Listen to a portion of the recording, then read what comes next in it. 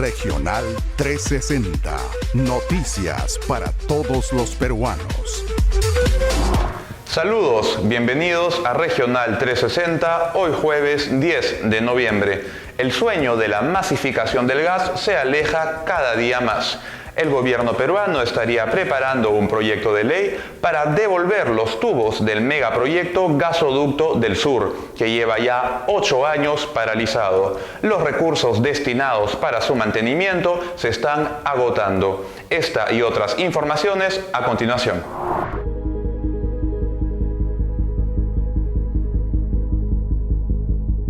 Con la implementación de 1000 kilómetros de tuberías que debían partir del yacimiento de Camisea en el Cusco, hace 8 años, durante el gobierno de Ollanta Humala, se inició el tan ansiado proceso de masificación del gas natural para todos los peruanos. La concesión para esta mega obra fue entregada al consorcio conformado por Enagás, Graña y Montero y Odebrecht. Sin embargo, tras los escándalos de corrupción en los que se vio envuelto Odebrecht, el consorcio no pudo cumplir con el cierre financiero en el 2017 y se canceló este gran proyecto que fue llamado Gasoducto del Sur. El Estado multó a Odebrecht con $265 millones y con ese dinero encargó a Ocinermin el pago a una empresa privada para la custodia de los tubos, equipos e ingeniería de la obra paralizada y que está valorizada en más de $1.500 millones. Según información publicada en el diario Gestión, hoy los recursos para el mantenimiento de estos activos se agotan. Es por ello que el gobierno de Castillo elabora un proyecto de ley para devolver todo, lo que ha originado diversas posturas de los especialistas. Por un lado están los que afirman que la decisión es correcta, pues estos activos no son del Estado peruano, sino de privados.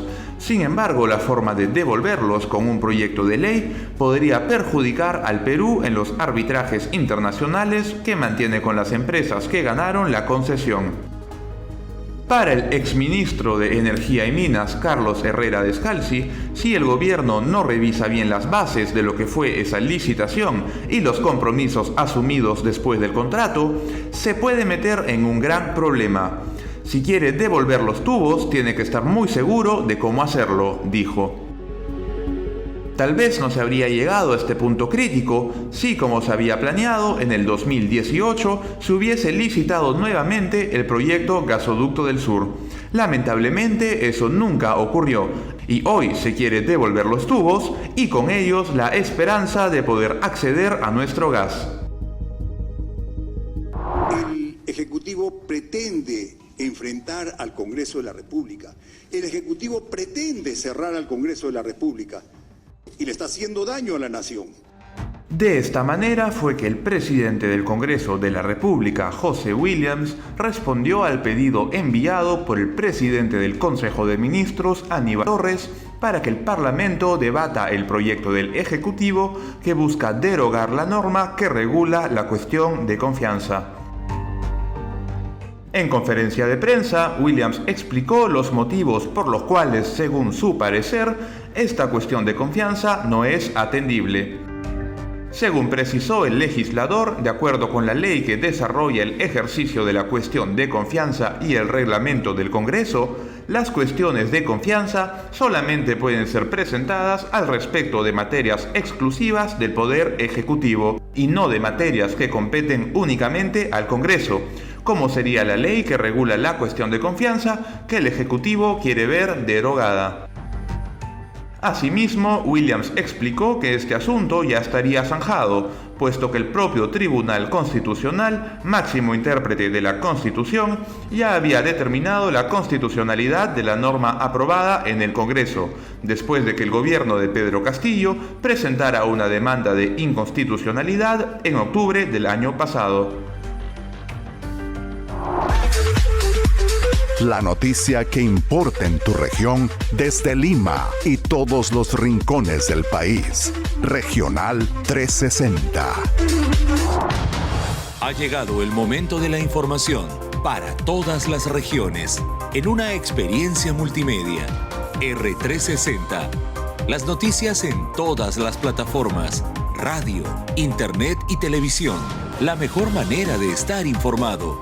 R360 es Regional 360. Noticias del Perú para todos los peruanos.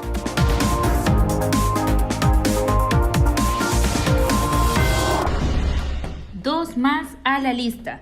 Los alcaldes de los distritos cajamarquinos de Chumuch y Santa Rosa pidieron financiamiento al mandatario Pedro Castillo y al exministro de Vivienda Geiner Alvarado para proyectos de obras públicas, para luego adjudicar dichos proyectos a constructoras relacionadas con miembros del conocido Gabinete en la Sombra.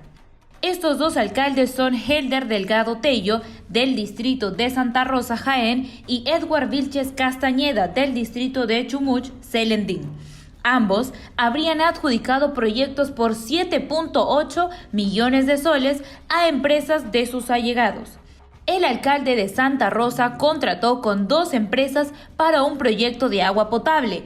Una de estas empresas tiene como propietario a cercanos de Jorge Fernández, ex asesor de Geiner Alvarado, y quien también le prestaba su camioneta a los sobrinos del presidente Castillo, que hoy en día se encuentran prófugos. Sin embargo, la segunda empresa en cuestión está sancionada por 19 meses de prohibición para contratar con el Estado por haber entregado documentos falsos. En el caso del alcalde de Chumuy, Edgar Vilches adjudicó dos obras por más de 6 millones de soles al consorcio integrado por Constructora Barú y Consultora y Constructora VR, de propiedad de Wilber Vázquez Ruiz, quien a lo largo de la gestión de Vilches se ha beneficiado con contratos por más de 23 millones de soles. A pesar de que las pruebas existen de los encuentros de los alcaldes con el exministro de Vivienda y la cercanía de los implicados, los alcaldes solo atinan a negar los encuentros o alegar que es un error. Cada vez son más los personajes que se han visto beneficiados con las adjudicaciones millonarias y sin pasar por licitaciones transparentes como demanda la ley. El ansiado proyecto vuelve a avanzar. La Comisión de Descentralización del Congreso de la República aprobó por unanimidad el dictamen del proyecto de ley que propone la creación del distrito de Alto Trujillo en La Libertad. El proyecto de ley, que fue sustentado en comisión por la legisladora Magali Ruiz Rodríguez, representante de Alianza para el Progreso por la Libertad, representa, en palabras de la congresista, una necesidad social, económica y de desarrollo para los pobladores de Alto Trujillo, que por muchos años han esperado la distritalización de esta localidad, que actualmente tiene el rango de centro poblado. Asimismo, la aprobación del dictamen en la Comisión de Descentralización, presidida por la legisladora de Avanza País, Diana González, significa un paso más hacia el anhelo de los 90.000 habitantes de Alto Trujillo, quienes hace años esperan que esta iniciativa pueda prosperar y volverse realidad. Y es que esta expectativa ha sufrido de muchos reveses, siendo el último el escándalo que le costó la presidencia del Congreso a la congresista de APP, Lady Camones, después de que Epicentro TV difundiera audios donde el líder apepista y entonces candidato a la gobernación regional de La Libertad, César Acuña, le solicitaba a Camones priorizar este proyecto en el Congreso, ya que beneficiaría a su campaña por la libertad. Después de esta polémica, el trámite de esta iniciativa fue postergado, pero su curso acaba de reanudarse. Se espera que ahora, después de las elecciones regionales y municipales que dieran como ganador por la libertad a César Acuña, este proyecto pueda seguir su curso sin ser objeto de mercantilización política y sea evaluado en beneficio de los habitantes de Alto Trujillo. El Pleno del Congreso tendrá la última palabra. Movimientos regionales en peligro. La bancada de Acción Popular plantea a través del proyecto de ley número 3496-2022 eliminar los movimientos regionales con el fin de fortalecer a los partidos políticos.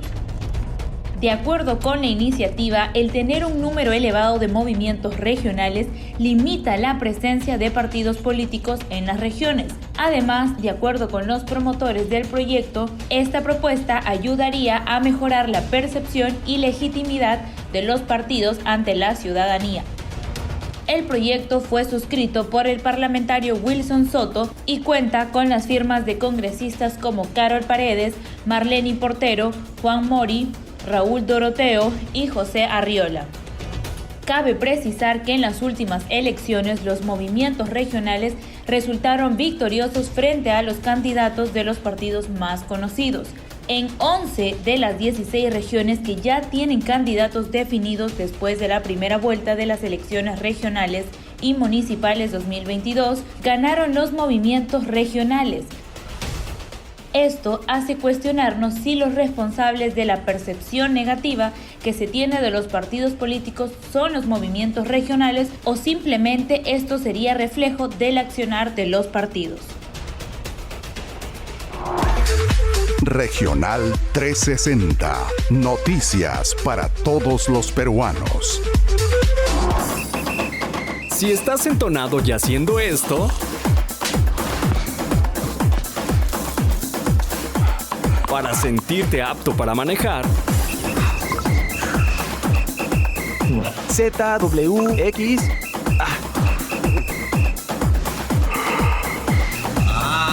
no estás apto para manejar. IGKLVW. Un normal. El día de hoy vamos a hablar de un tema que debe ocupar un lugar prioritario en la agenda, el gasto público. Y para eso vamos a recibir a Raúl Labarte, jefe institucional de la Asociación de Contribuyentes del Perú. Raúl, buenas tardes, un gusto tenerte nuevamente con nosotros. Buenas tardes, Jessica, encantado de estar contigo. Ustedes acaban de elaborar un informe alarmante sobre los millones de presupuestos devueltos. Así es. Nosotros hemos hecho varios análisis, por ejemplo, en presupuesto general, ¿no? Es decir, todos los componentes de gasto, incluido todos los tipos, y tanto inversión como gasto corriente. Piura es el gobierno regional que más ha devuelto, ¿no? Son casi 2.000 millones de soles ha devuelto en estos últimos 3 años. De hecho, estos porcentajes empeoran mucho cuando uno se enfoca solamente en aquello que es inversión en infraestructura, inversión en inversión pública, construcción de colegios. Ahí la devolución de dinero es muchísimo más alta, ¿no? ¿Cuánto se ha logrado invertir en estas regiones si hablamos de manera discriminada entre salud y educación? 7.785 millones, lo que se ha invertido en inversión pública en salud y en educación en los 3 años. Pero si sumamos lo que se ha devuelto, ¿no? Es decir, lo que se podría haber invertido de más, casi es un 50% más, ¿no? Son 4.200 millones entre educación y salud que se han devuelto, que podrían haberse invertido, ¿no? Hay una relación directa entre la mayor necesidad, digamos, regiones que tienen muy baja niveles de atención, que tienen muy baja infraestructura en el tema de salud y que justamente son las que menos invierten. ¿Hay una correlación directa con inversión y necesidad? Definitivamente, ¿no? Ayacucho es evidente que tiene necesidades de salud y de educación. Tenemos colegios que no tienen conexión a agua potable y saneamiento, tenemos hospitales en mal estado. Y hay que tomar en cuenta que los gobiernos regionales, que son los que estamos analizando, manejan más del 50% del presupuesto de educación y salud. Cajamarca también. Cajamarca tiene problemas de hospitales y de escuelas muy conocidos, ¿no? Entonces, sí, en ese sentido hay una correlación entre las regiones que no ejecutan adecuadamente su presupuesto y las necesidades, ¿no? Uno va hablando de la falta de dinero, pero realmente ahí estamos viendo las cifras. En este acumulado es bastante alarmante. Un porcentaje de devolución bastante alto. En realidad, aumentar el presupuesto, como vemos, no necesariamente significa nada, ¿no?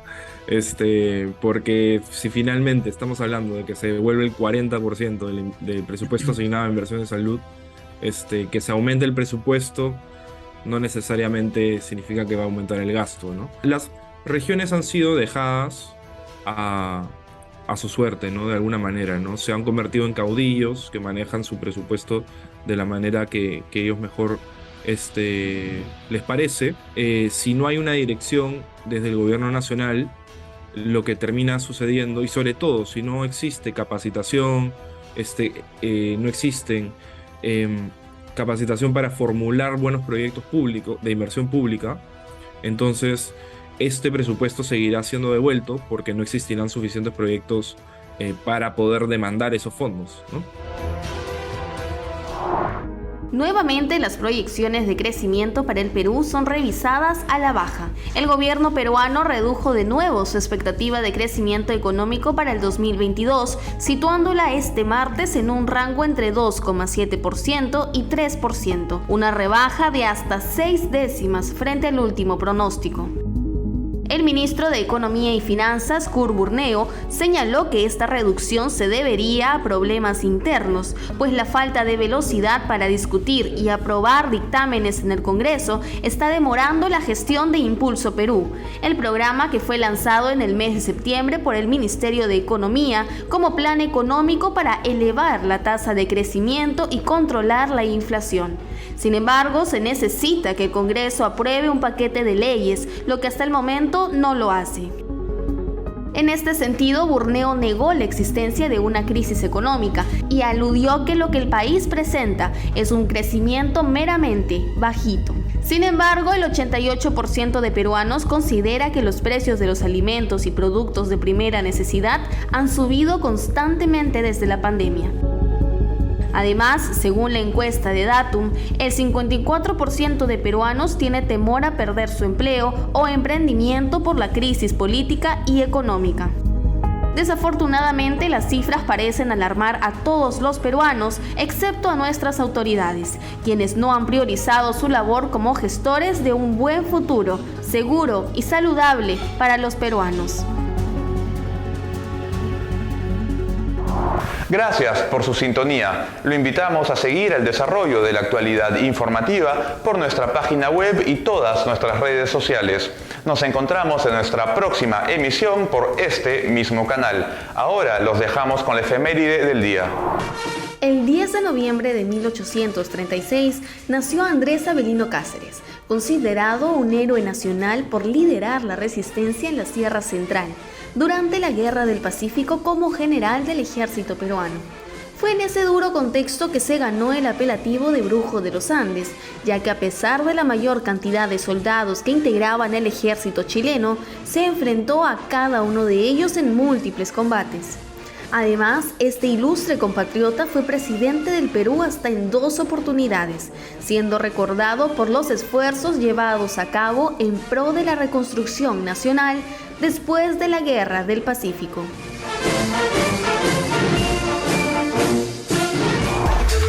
Regional 360. Noticias para todos los peruanos.